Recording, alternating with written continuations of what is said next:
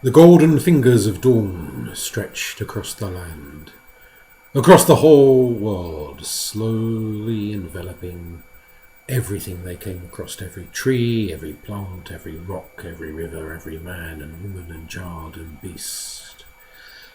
And at one point, the golden fingers of dawn of the Lady Eos herself caressed the form of Tithonos, Prince of Troy, and he was beautiful. He was achingly handsome. Tall, statuesque, lithe and muscled, his skin golden from the sun, his hair as black as a raven's wing, his eyes dark pools in which you could drown. And when Eos caressed him, she wanted him, as she had wanted no other. She yearned for the feel of him, the touch of him. And when the long day drew to its close, and she had to retreat to her palace as darkness embraced the world, she missed Tithonos. She dreamed of him in the night. She dreamed of the feel of him, of the smell of him, of the touch of him, of the taste of him. And such was the intensity of her longing, her being with him day after day, discreetly, because she had not revealed herself in her full goddessly beauty, simply manifesting as the presence of light. And every night, dreaming and dreaming of him, that one day she appeared before him in her true glory. Now, normally this is a dangerous thing, because when the gods appear to us as they truly are, almost every mortal, without exception, explodes into dust, into ash. Their molecules separate, they become as nothing. But Tithonos was different. Perhaps because she loved him, perhaps her love protected him. She embraced him, he embraced her, for he was as madly in love with her. How could you not be when a goddess appears before you? As she was with him, and they were united in their joint passion. Day after day, they danced together, they rode together, they sung together, they sported together. And night after night she would take him with her to her palace, so that he should be with her in the darkness of her chamber as night, as Nyx took over the world. And in time, Eos decided that they should be married, they should be united forever. And, well, Zeus, whose permission in such things as king of the gods had to be sought, and Hera, whose counsel and wisdom in such things as the goddess of marriage had to be consulted. Both Zeus and Hera warned that this was an unwise thing. Hera said, "Oh, he is handsome, he is charming, he is wonderful and bright and funny and clever and brave and bold. He is a glory to the eye and a glory to the heart, but he is mortal flesh. You, Eos, will live for an eternity. He will wither and die, a mayfly in existence. Do you really wish to condemn yourself to be married to someone who will fade away and be claimed into the realm of Hades? Will you not weep, will you not sorrow when he is gone? And you, possessed of the memory of a god, well, these mortals, when they grow old, they forget the people of their youth. But we mortals, 1,000 years, 10,000 years, 100,000 years from now, can remember each and every one that we have loved, as if it were but the day before. And we are stung by our sorrows, wounded by our griefs. They are as fresh for us after 100,000 years as they are after an hour for these mere mortals. And the goddess of the dawn had to admit the wisdom of this. How could she deny it? She knew it was true at her deepest heart already. Hera was merely enunciating outwardly what she knew inwardly. And so when she came to consult with Zeus, she said to him, "This man, I love him, I adore him. Under any other circumstance, he should be as a god, he should be as one of us. He has so many wonderful qualities about him. And that beauty, look upon him, Zeus. You appreciate a beautiful youth as much as you appreciate a beautiful maid. Can you not see that this glory should live forever?" And Zeus, whose roving eye is well known throughout the many worlds, had to admit that had he got there first, things might have been very different. He had to admit that Tithonos should go on and on. To see such beauty die would be a tragedy, would be an offence to the gods. This Prince of Troy should reign not as a prince, not as a king when his father died. He should reign in Olympus. He should be as one of the gods. And so Zeus said, "I will grant to you one wish as a marriage gift, and I consent for you to marry this Prince of Troy. But choose your gift wisely." Oh, Eos was overjoyed. Her heart lifted, her heart sung, her soul rejoiced. It danced to think of an eternity. Oh, with her beloved, with her Prince of Troy, with Tithonos. Oh, they should be together. And so she rushed to speech, which is never a wise thing. When Zeus has told you to choose wisely, to rush into it. She said, "Oh, will you grant as our wedding gift, will you grant to him, to Tithonos, immortality? Let him live forever. Let him live for as long as we shall live." And Zeus, a tear rolling down his aged cheek, lifted a hand and said, "It is given."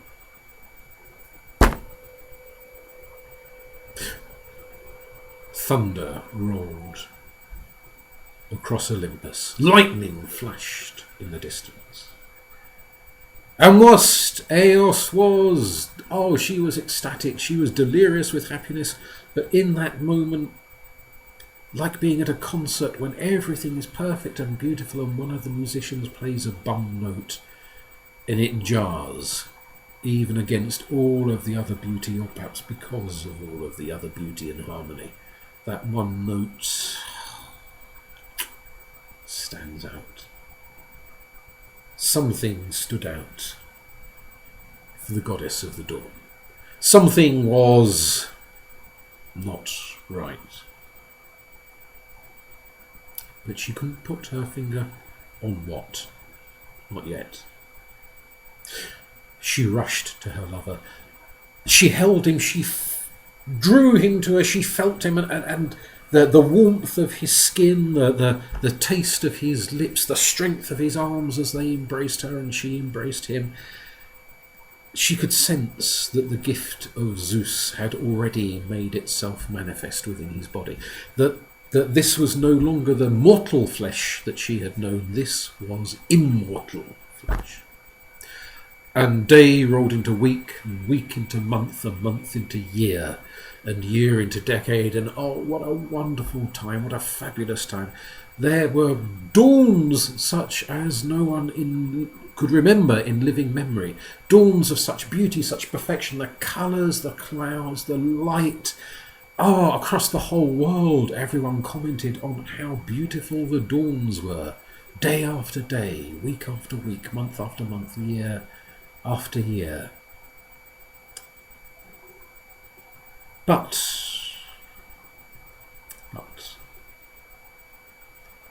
It was after the second decade had passed. 20 years they had been together.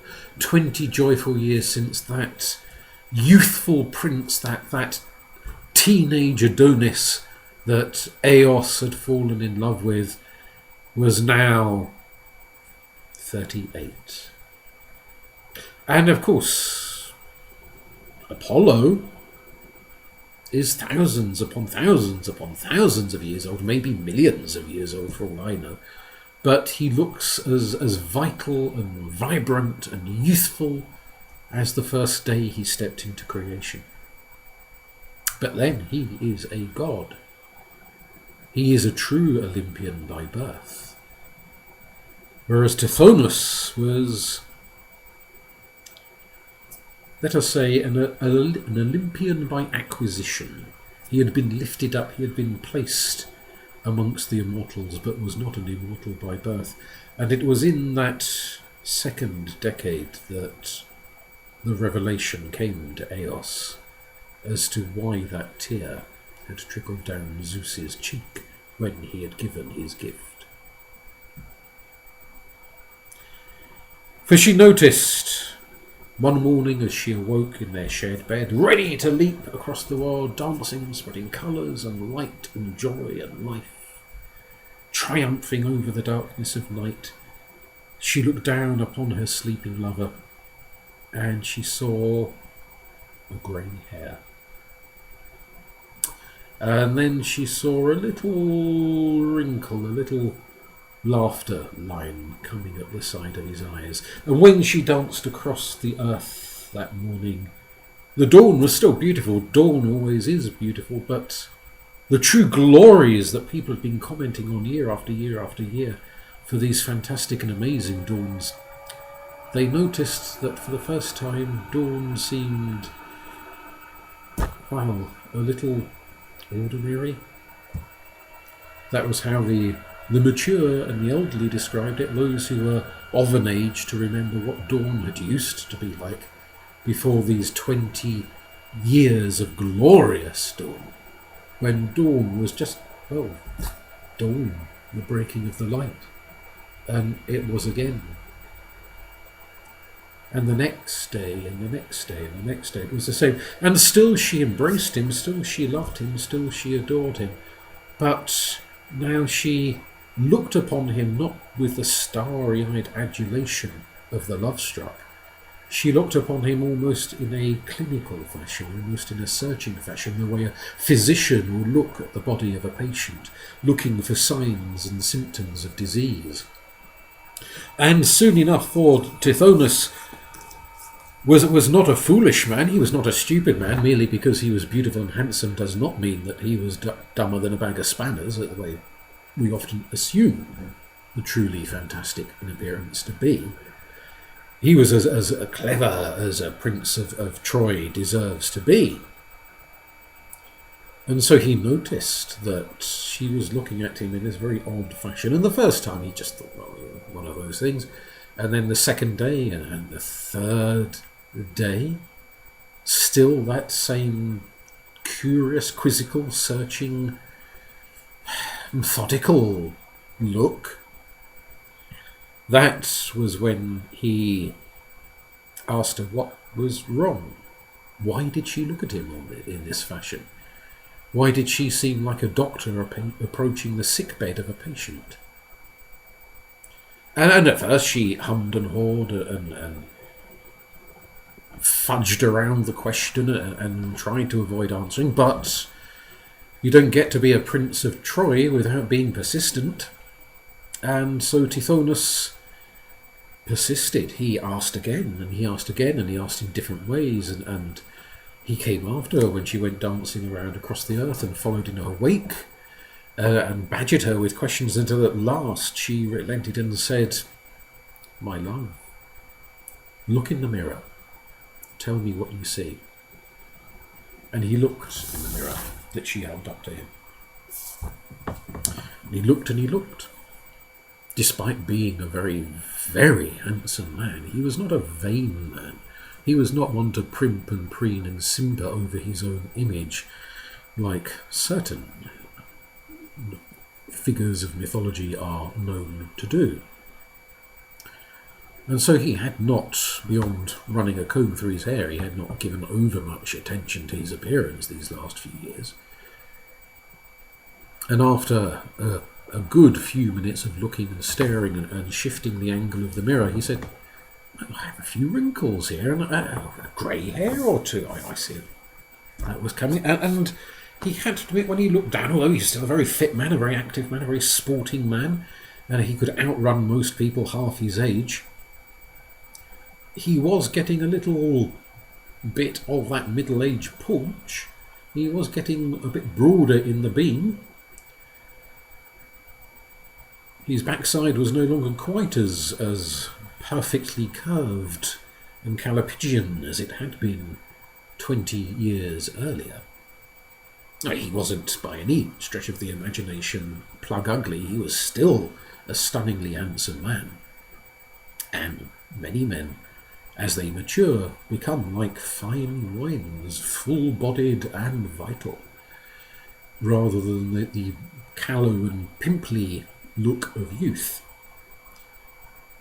And many, many maidens and matrons and chaps would swoon in his presence. But he suddenly became acutely conscious that time was following him. And he said this to his wife, to his queen. And she said, this is what, my love, I have noticed. You are immortal, but unlike Aphrodite, unlike Apollo, unlike Dionysus, unlike even Goatee Pan, you do not seem to be ageless. You have not retained the perfection that you had when first we fell in love. Time has laid its hand upon you. And she went to consult with Zeus and said to him, I asked you to grant him immortality, my king. And Zeus said, I granted it. I gave him what you asked for. He will never die. He will live as long as we shall live. Then why does he age? Said Eos. Because you did not ask for eternal youth, only eternal life. And I can only grant you what you ask for. And so, yes, he will live century upon century upon century, millennia upon millennia. But he will age with it the way a mortal will. He will grow older and wrinklier and greyer. His back will stoop. His muscles will waste. His teeth will drop out. He will become an old man, but an old man who goes on for thousands upon thousands upon thousands of years. And the horror of this struck into the heart of Eos, that in so rushing to request and so rushing to ask for her gift, she had not done what Zeus had tried to indicate to her that she should do. She had not thought carefully before making her wish. And so, as is so often the case, she had been granted precisely what she had asked for, which was not truly what she wanted. And she sat and she wept. And there was no dawn the next day. The day remained in darkness. And the next, until Tithonos came looking for her. Having searched everywhere else, he came at last to Olympus, and there found her being consoled and comforted by Hera and the other goddesses as she wept and she sobbed. And when the other goddesses looked upon him, although still a very handsome man, each of them saw the signs of age, and they wept not for what he was that day, but for what he would become in the years ahead. And he did not understand. How could he? But whilst 30 years, 40 years may seem a long time to us, To the gods, it's the blink of an eye. And the years rolled past, and Eos remained the golden beauty that always she had been. But Tithonos grew a little older and a little older and a little older with every year. His beautiful raven locks became thinner and sparser, and his hairline retreated back and back and back, and his hair became grey, and then it became white. And his once bronzed physique, his handsome, stunning physique, worthy of a statue of Adonis, began to sag and wrinkle, to fall in upon itself, until he had that stringiness that the very elderly so often get. His teeth became loose, and one by one, they dropped out until he had not a tooth left in his head. And sad to say, his mind began to go after a while as well, with immense old age. He doddered, he babbled, he leaked. He suffered all of the indignities that immense old age brings. And by the time he was 150, Eos could barely bring herself to sit in the same room as him without sobbing and weeping. She loved him. She loved what he had been. She loved what he was still in her heart. But the sight of what he was turning into, the loss of his mind, the loss of his vitality, all of that, it weighed so heavily upon her. She would weep, she would sob to look upon him. And there were days when she would leave him in a special room at the top of her palace, where the light of the sun would beam full in so that he could bask like some ancient lizard in its heat and warm his cold blood and his frozen bones. And she couldn't bear to look in upon him. The servants would bring him food, would bring him blankets when he grew shivery of a night. They would occasionally stop and listen to his senile old babblings and ramblings about what he had done when he was a young man, and what he imagined he was still doing sometimes, for he lost track of time and often didn't know whether he was 150 years old or 100 years old or 20 years old. His mind would go in and out of focus, and what had once been a deep, sonorous, rich, lustful voice, a voice to stir the heart and the loins, became more high-pitched with every passing decade, more querulous with every passing century, until at 200 years old she could bear it no longer, and Eos went back to Zeus and said, please, I love him, and I beg of you to grant him death, to release him from this pitiful state that he has descended into. And Zeus said, that which I have granted I cannot take back. You know this. You know from your own experience that when you grant a gift to the mortals, which is why we do it so very rarely, when you grant a gift, you cannot rescind that gift. I have given him eternal life. I cannot take eternal life away from him. I cannot give him death. And Eos, she sat, she had no tears left. She was exhausted, and said at length, after a prolonged and heartfelt silence, to Zeus, to Hera, to any who would listen within the great halls of Olympus, is there nothing you can do to release him from the state that he is in? Zeus took Eos's hand, and within an instant they were in her palace.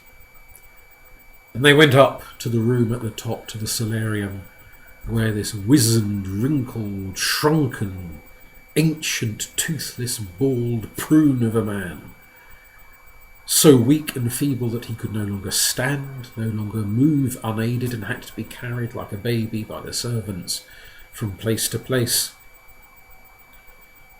He looked upon him, and Zeus laid a hand once more, and that ancient withered thing shrank yet more, and turned and transformed into a small insect, into a cicada, which chatters in a high-pitched, squeaky, querulous voice, constantly, like the old man, chattered and mumbled and muttered to himself, day and night, but which has the blessing of spending prolonged periods of time buried asleep within the earth, resting and resting, the chattering silenced whilst it sleeps. And every so many years it burrows its way to the surface to mate and reproduce. Tithonus became the first cicada and the father to all of the other millions, if not billions, of cicadas that swarm about the earth to this very day, chattering in the same querulous, squeaky voice that he chatters in.